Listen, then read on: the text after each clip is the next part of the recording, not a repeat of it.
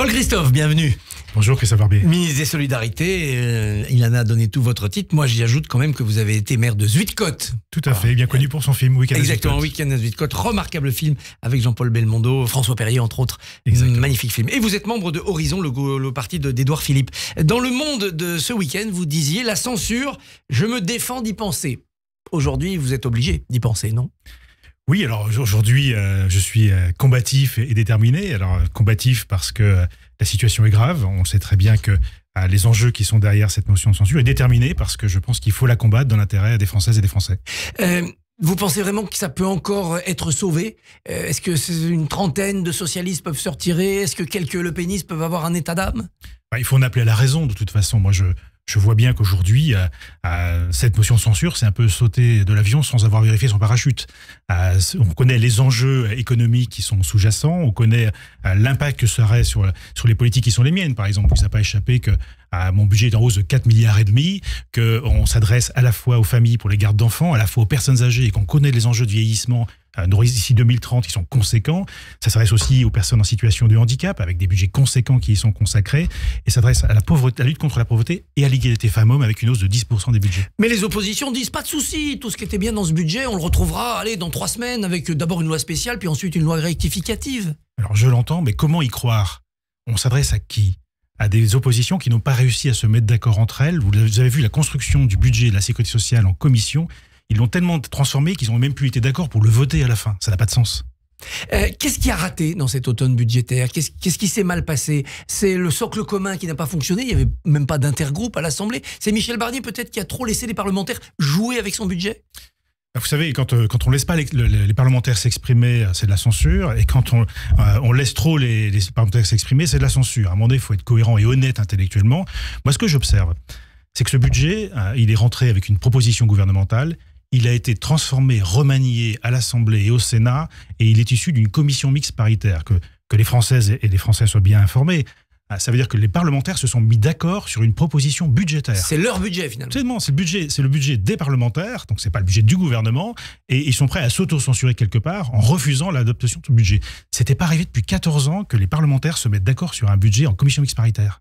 Les parlementaires, parce que le Sénat avait pesé. Est-ce qu'il n'aurait pas fallu tout simplement aller en deuxième lecture avec ce projet 149.3, laisser les parlementaires dérouler la pelote ? Vous savez qu'on a des délais incompressibles pour pouvoir voter un budget. Je pense qu'on ne peut pas jouer non plus avec l'avenir des Françaises et des Français. Ce budget, il émane d'une concertation, il émane d'une co-construction. Pour ce qui me concerne, vous avez vu que j'avais pu obtenir 4,5 milliards de plus au titre donc, des politiques qui sont les miennes.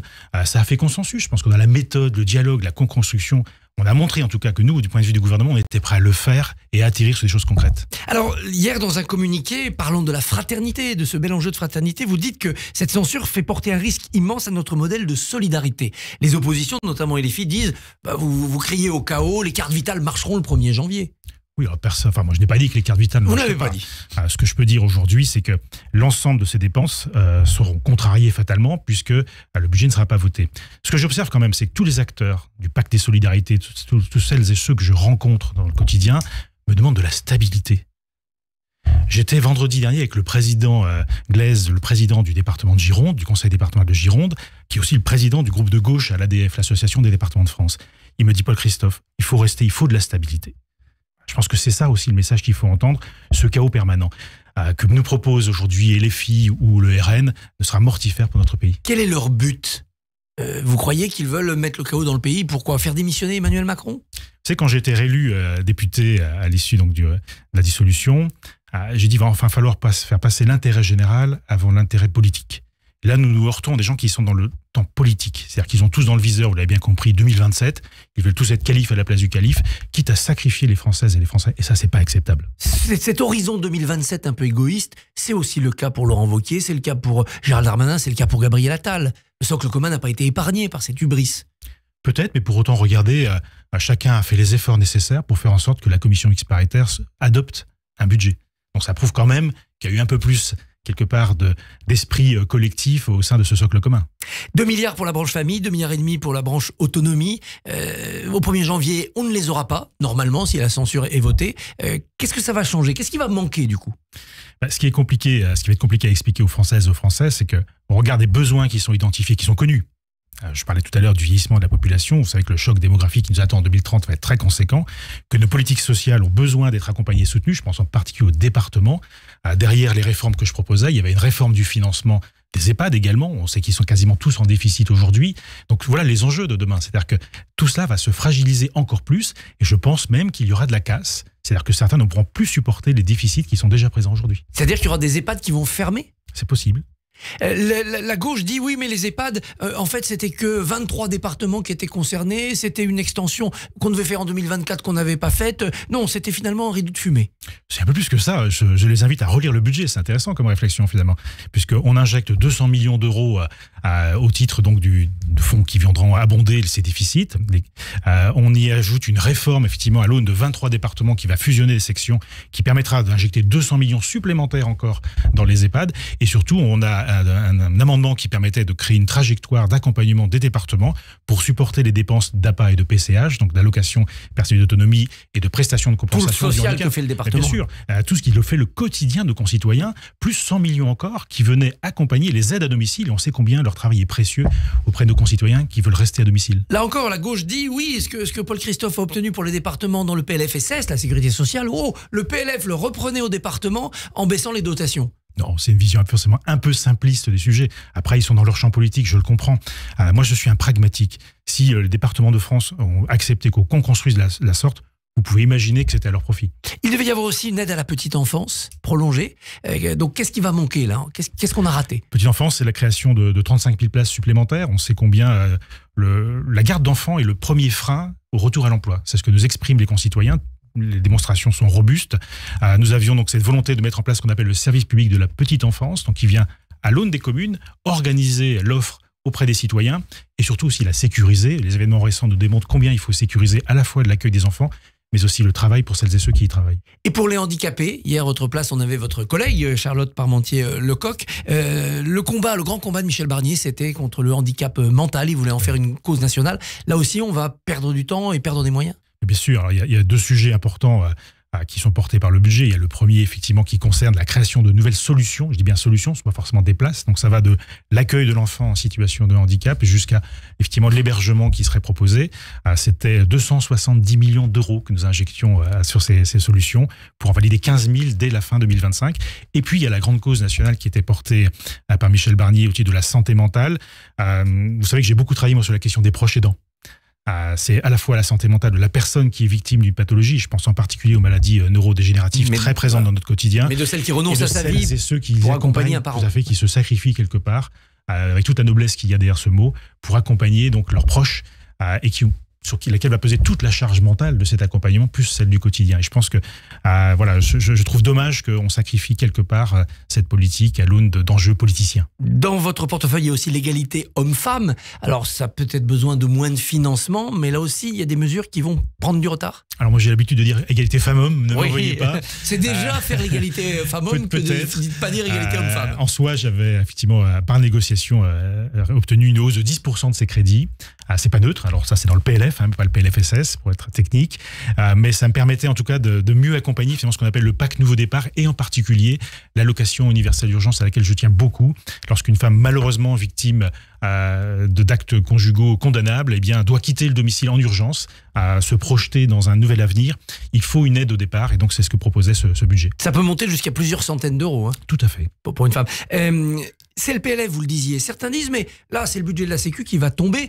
La Sécu va fonctionner, elle va emprunter, il y aura des ordonnances. Le PLF peut continuer son chemin, c'est vrai. Avec un gouvernement renversé, vous allez pouvoir voter le projet de loi de finances. Alors, petite précision sur le PLFSS.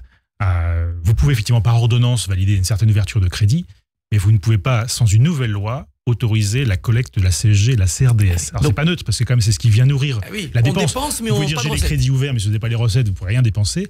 Et deuxièmement, vous avez pointé du doigt une chose importante. Le déficit aujourd'hui, il est de l'ordre de 36 milliards cumulés dans les caisses de l'URSSAF, 36 milliards sur un maximum possible de 40 milliards. Vous voyez un peu l'urgence de la situation. Où est Édouard Philippe ? Il nous avait promis un plan massif pour la France après l'annonce de sa candidature à la présidentielle. On est dans une crise politique majeure. On ne l'entend pas. Pourquoi ? Vous savez, Horizon, c'est quoi ? C'est regarder loin tout en ayant les pieds sur terre. Aujourd'hui, Édouard Philippe travaille à un projet pour la France. Il est dans l'horizon peut-être lui aussi 2027, mais en soutien finalement du gouvernement. Il n'y a aucun intérêt à voir la situation se dégrader. Donc aujourd'hui, le travail de Philippe, c'est de travailler à proposer aux Français une vision qui permettrait d'avoir clairement d'exprimer comment nos petits-enfants, nos enfants vont pouvoir prospérer après nous. C'est ça, je pense, être prendre de la hauteur en tant qu'homme d'État. Et avoir les pieds sur terre, eh bien, ce n'est pas commenter à longueur de journée la crise politique, c'est de faire en sorte de trouver des solutions. Et je peux vous dire qu'Édouard Philippe est à la manœuvre pour faire en sorte que nous surpassions finalement cette séquence pour que la France ne s'effondre pas. Qu'est-ce que ça veut dire à la manœuvre? Ça veut dire préparer la suite et éventuellement voir si Horizon peut être dans un autre cocktail majoritaire, un autre socle commun? C'est comment faire en sorte que nous puissions accompagner notre pays, faire en sorte que notre budget puisse être adopté et qu'il puisse répondre aux aspirations des Françaises et des Français dans le temps court. Vous pourriez, vous, personnellement, et vous, Horizon, travailler avec des socialistes comme Patrick Kader, qui vous a procédé à l'antenne, un autre Ch'timi, ou bien Jérôme Guedj, qui est le spécialiste aussi des personnes âgées au PS. Est-ce que c'est possible, ça? Alors, si vous me posez la question, je vais vous répondre personnellement. Il ne vous a pas échappé qu'en 6 ans, j'ai pu faire adopter 6 propositions de loi l'unanimité en faveur des proches aidants, en faveur des parents d'enfants gravement malades, en faveur des enfants victimes de troubles de neurodéveloppement. J'ai porté la création de la 5e branche de la sécurité sociale, la branche autonomie. Tout cela à l'unanimité. Ça sous-entend quoi? C'est-à-dire qu'on peut, chez Horizon, en tout cas, on sait travailler dans le consensus, on sait dépasser les clivages politiques dans l'intérêt des Françaises et des Français. C'est ce que les concitoyens attendent de nous. Si on vous propose de continuer cette action dans le prochain gouvernement, quel que soit le Premier ministre, pour la continuité de l'État, vous direz oui? J'ai toujours fait passer l'intérêt général avant l'intérêt politique. J'ai toujours su me mettre au service de mes concitoyens, que ce soit en tant que maire, en tant que conseiller départemental, en tant que député. Et j'ai fait la preuve en tant que ministre, je pense que je sais travailler, je sais obtenir des résultats. Et l'intérêt général, c'est la continuité, c'est la stabilité. C'est la stabilité. Vous savez, j'étais à Bruxelles lundi, j'ai rencontré des homologues de différents pays. Tous m'ont montré leur inquiétude par rapport à l'instabilité que présente la France aujourd'hui. Paul Christophe, merci et bonne journée, bon courage. Merci à vous. Merci beaucoup Christophe, on vous retrouvera demain matin avec grand plaisir, je vous dis à demain. Radio J.